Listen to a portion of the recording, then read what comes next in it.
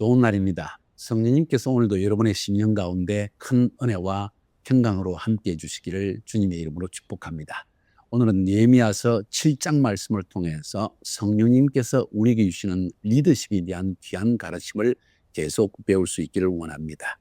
어제 우리가 본 것처럼 사단은 4장, 5장, 6장에서 외적으로, 내적으로 그리고 지도자에 대한 공격을 늦추지 아니합니다. 비록 성벽산 일을 다 마치심에도 불구하고 사단은 그 예루살렘 성 안에 일종의 스파이, 첩보자를 줘가지고 끊임없이 지도자를 괴롭히는 모습을 보았습니다.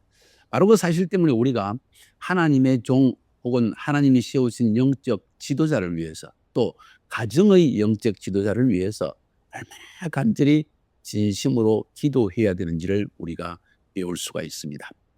오늘 7장으로 넘어가 보면 이제 모든 성벽 건축을 마치고 난 다음에 느헤미야가 어떻게 마무리를 했는가, 그리고 왜 성벽을 쌓은지에 대한 가장 중요한 이유를 우리에게, 목적을 우리에게 설명해 주고 있는 것을 볼 수가 있습니다. 7장 여러분이 읽어보시면 알 수 있는 것처럼 크게 두 단락으로 구분해 볼 수가 있습니다. 첫 번째는 1절부터 4절까지, 두 번째는 5절부터 마지막 절 긴 명단이 나옵니다. 이것은 바로 바벨론에서 1차 귀한 자들이 돌아온 그 명단을 지금 적고 있는 것입니다. 나중에 설명을 드리려고 합니다. 먼저 1절부터 4절까지를 여러분이 살펴보면 알 수 있는 것처럼 비록 성벽 건축은 완성되었지만 긴장 관계는 늦출 수가 없는 것입니다. 지도자는 늘 깨어 있어야만 합니다. 그래서 이 지도자인 느헤미야가 어떻게 조치를 취했는가 하는 것을 우리가 살펴보는 것은 굉장히 큰 도움이 될 것입니다. 우리가 하나님의 사역을 할 때에도, 또 우리 가정을 지켜낼 때에도, 또 우리에게 맡겨진 어떤 직분을 감당할 때에도 이런 깨어있는 자세가 굉장히 중요하다는 것을 저는 느끼게 되어집니다.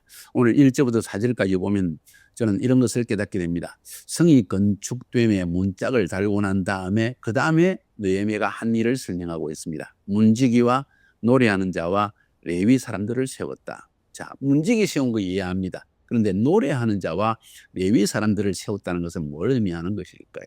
노래하는 자는 하나님을 찬양하는 직분을 감당하는 자입니다. 레위 사람들은 하나님의 말씀을 가르치는 자들입니다. 여기서 우리가 느헤미야가 왜 성벽을 그렇게 쌓으려고 했는가 하는 가장 중요한 동기, 모티브, 그리고 목적, purpose, 그것을 우리가 알 수 있는 것입니다. 성벽을 쌓은 이유는 하나님의 백성이 자기의 아이덴티티를 지키면서 하나님을 경배하고 하나님의 말씀 공동체를 바로 세우는 일을 위해서 지금 이 성벽을 쌓았다는 것을 알 수가 있습니다.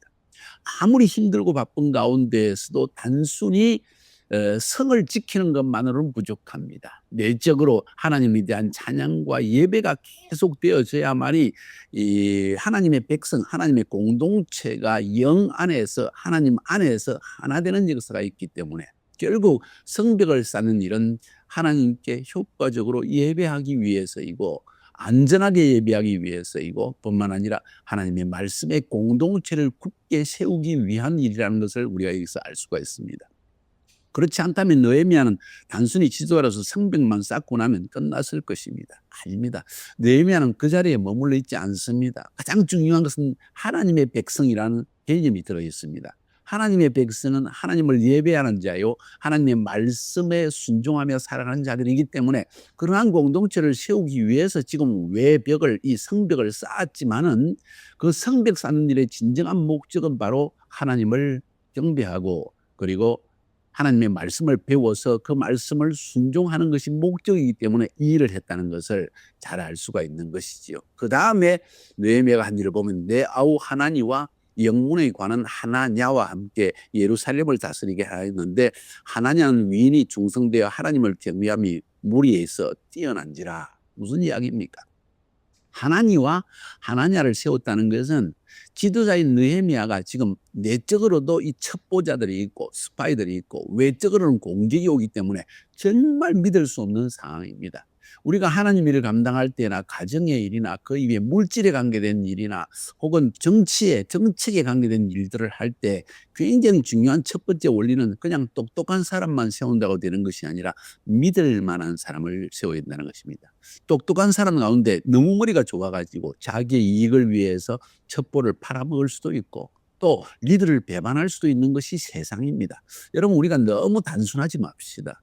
하나님의 일을 감당할 때나 세상 일을 감당할 때나 우리는 첫째 오직 하나님만을 신뢰하면서 하나님이 내게 주신 사람이 누군지를 알고 그들과 함께 하나님이 나에게 맡기신 일을 세워나가는 일에 힘을 다 쏟아야 되는데 여기서 중요한 것은 바로 이 느헤미야가 신실한 사람, 충성된 사람, 믿을 만한 사람을 세웠다는 걸 알 수가 있죠. 그래서 아우 하나니와 영문에 관한 하나냐로 함께 이스라엘을 다스리게 했다. 느헤미야의 동생, 아무래도 혈육이 맞다는 이야기지요. 그 다음에 관은 영문의 관은 하나냐. 이 하나냐는 사람, 이 두 사람이 바로 느헤미야에게 정말 충복과 같이 믿을 수 있는 사람이었기 때문에 믿을 수 있는 책임자를 세워서 예루살렘 전체를 관리하게 했다 하는 것을 볼 수가 있습니다. 잘 들으십시오. 우리가 무슨 일을 행할 때든지 무슨 일인지 일의 성취에 앞장서면 잘 일을 성취해 나가다 무너지는 이유가 내부에 있는 사람들 때문이라는 것을 종종 알게 되어집니다. 정말 믿을 만한 사람을 찾는 것이 여러분의 인생에 큰 축복이 있다는 걸 아시기 바랍니다. 그 다음에 또 보니까 내가 저희에게 얘기를 해가 높이 뜨기 전에는 예루살렘 성문을 열지 말고 아직 파수할 때 문을 닫고 빗장을 지르고 또 예루살렘 거민으로 각각 반차를 따라 파수하되 자기 집 맞은편을 지키게 하라. 구체적인 지시를 하는 느헤미야의 모습입니다. 지금 한순간도 깨어있지 않으면 안 되는 상황입니다. 그런 상황 속에서 느헤미야는 그냥 잘 지키지, 잘하고 있지, 이게 아니라는 거예요. 여러분 리더들 가운데에서 이 일 때문에 허점이 뚜렷져 가지고 주님의 사역이 엉망되는 경우가 얼마나 많은지 압니까? 여러분 계속적으로 점검을 해야 됩니다. 정확한 지시를 해야 합니다. 그렇지 않을 경우에 반드시 일에 빵꾸가 나게 돼 있다는 거예요. 쉽게 말해서. 그래서 두 가지의 큰 지시를 합니다. 성문을 잘 지켜라. 잘 지키는데 해가 높이 뜨기 전에는 그러니까 완전히 밝기 전에는 절대로 성문을 열어주지 마라. 누가 오더라도 열어주지 마라. 성문이 해가 완전히 떠서 모든 것이 밝히 보일 때까지 성문을 절대 열지 말고 그리고 또 성문을 파수할 때 문을 닫고 파수할 때 문만 닫는 것이 아니라 빗장도 질러서 절대로 적이 침입하지 못하게 하라. 빈틈없이 준비하는 느헤미야의 리더십의 모습을 여기서 볼 수 있지 않을까요? 뿐만 아니라 성문만 지킨다고 되는 것이 아니라 성벽 전체를 둘러서 파수꾼을 다 세우는데 그 파수꾼은 그래도 너무나 이 성벽이 넓고 도시가 크기 때문에 성벽을 지키는 게 쉽지 않은 것을 우리가 알 수 있습니다. 그래서 자기 집이 가장 가까운 성벽에 있는 사람이 그 지역을 파수하도록 이렇게 지시했다. 효과적인 사역을 할 수 있도록 지시를 했다는 것입니다. 결국 성벽 가까이 있는 집에 사는 사람은 자기를 지키기 위해서라도 성벽을 지켜야 됩니다. 이런 개념이지요. 그래서 리더는 정말 사람은 누구든지 자기의 이익을 위해서 움직이게 되어 있습니다. 나에게 도움이 되어지느냐, 내 가정을 지키는 일이냐, 내 짐을 원수로부터 보호하는 일이냐, 그렇다면 나는 더 열심으로 할 수 있고 책임감 있게 할 수 있지 않겠어요? 야, 그럴 수가 있냐? 누구든지 맡긴 일은 잘해야지. 쉽게 말하지 마세요. 사람은 결국 내게 유익되는 일을 찾아가게 돼 있습니다. 그것을 리더는 잘 알고 있기 때문에 처음에는 잘할 수 있을지 모르지만은 그러나 이것이 내 일이 아니라고 생각할 때 사람은 점점 게을러지고 책임성이 없어지는 것이지요. 그래서 자기 집 앞에 있는 성벽을 지키라는 지시를 하게 됩니다. 굉장히 소소하고 굉장히 정확하고 굉장히 세밀한 지시를 하는 그 느헤미야의 리더십의 모습을 보게 되어집니다. 이런 리더십 우리 삶에 꼭 필요합니다. 그 다음에 보니까 거스는 광대하고 거민은 희소하여 가옥을 오히려 건축하지 못하였습니다. 왜냐하면 집을 많이 짓지 못했고 아직 예루살렘 안에 집도 짓고 예루살렘을 성으로서 수도로서 제대로 면모를 갖추기 위해서는 우리가 지금 성벽을 잘 지켜나가야 된다. 그런 이야기겠지요. 자, 이것이 바로 1절부터 4절까지에 나오고 있는 느헤미야의 리더십의 중요한 내용들입니다. 여기에서 우리가 볼 수 있는, 배울 수 있는 것, 아마 요약해서 이야기를 한다면은 느헤미야는 위기의 상황에 있다는 걸 알고 있습니다. 그래서 위기의 상황 속에서 우선순위를 정해서 일을 잘 하는 것을 볼 수 있습니다. 우선순위, 먼저는 그래도 예배요, 하나님의 말씀이다. 그래서 이 성벽을 잘 지켜야만 한다. 이 성벽을 지키는 것이 바로 이 예루살렘 성 안에 있는 하나님의 백성들이 예배 공동체요, 말씀 공동체로서 나아가기 위해서 굉장히 중요하다는 우선순위를 잘 생각하게 되어집니다. 그래서 예배하는 자, 레위인을 세우고 문지기를 세우고 또 문을 지키되 적당히 지키는 것이 아니라 정확하게 지키게 하고 예루살렘을 다스린 자를 선정하고 각 사람이 자기 성벽을 지키게 하는 일을 감당하게 하는 것을 볼 수가 있습니다. 정말 뛰어난 리더이지 않습니까? 우리에게 이런 리더십이 필요하다고 생각합니다. 뿐만 아니라 가장 중요한 일들을 맡길 때 예루살렘 시장 아닙니까? 예루살렘 시장을 자기 동생인 하나니와 영문에 가는 하나냐, 두 사람을 세운 이유는 뭘까요? 충성스럽지만은 서로 견제하고 또 서로 도움을 주게 하기 위해서가 아닌가 하는 생각을 가지게 됩니다. 중요한 것은 은사보다는 충성심이다. 은사보다는 성품이다. 능력보다는 성품이다 하는 사실을 우리가 배울 수 있습니다. 정말 믿고 신뢰하는 만한 사람을 찾는다는 거 쉽지 않다는 걸 우리가 알 수가 있겠죠. 지금 영적 전쟁은 계속되고 있습니다. 마귀는 잠들지 않습니다. 계속 공격을 합니다. 그런 상황에서 성벽을 완성했다고 안심할 때가 아니라는 거예요. 그렇기 때문에 이제는 성벽을, 외벽을 쌓고 나서 형식적인 걸 갖추고 난 다음에는 이제는 행정조직을 지금 정비해 나가는 것입니다. 그 다음에 또 해야 할 일이 너무나 많습니다. 지금 4절에서 이야기한 것처럼 아직 인구들이 얼마 되지 않습니다. 겨우 몇만 밖에 되지 않습니다. 그리고 1차 포로 귀환자들은 스룹바벨의 인도하에 538년인가요?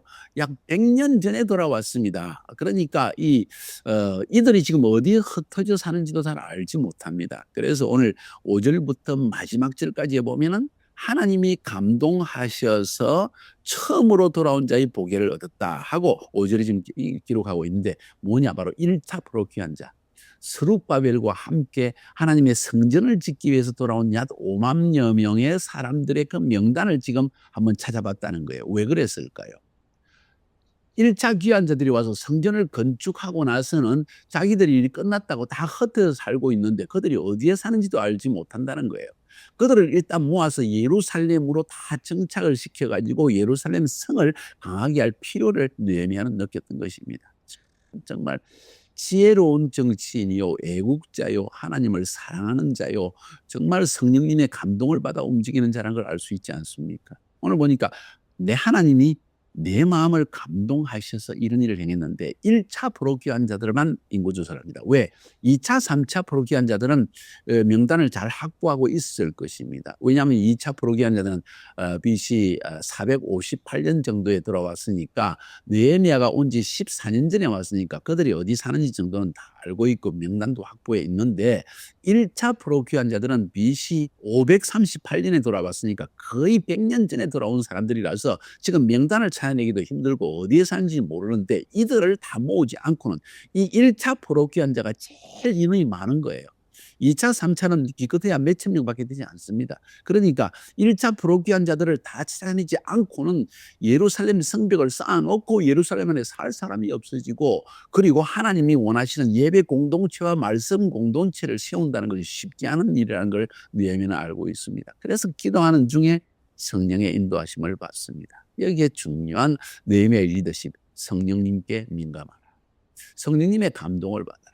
왜 이 일을 행하시는가를 깊이 묵상하라. 내 마음에 하나님이 감동을 주실 때 왜 하나님이 이 일을 하게 하시는가 하는 것을 깊이 생각해 보는 것은 굉장히 지혜로운 일이라는 것을 저는 여러분에게 꼭 말씀드리고 싶습니다. 바로 이것이 느헤미야를 통해서 하나님께 하신 일들이요. 왜 느헤미야가 1차 포로 귀환자들의 명단만을 조사했는가 하는 것을 우리가 알 수 있다는 거예요. 그뿐만 아니라 1차 포로 귀환자들의 명단을 보면 특별하게 이 느헤미야가 기록한 이름들을 보면 제사장, 솔로몬의 신복들, 느비딤 사람들, 문지기, 레위 사람, 노래하는 사람, 나중에 계속해서 제사장, 노래하는 사람 이야기가 쭉쭉 나옵니다. 왜 그런 이야기를 했을까요?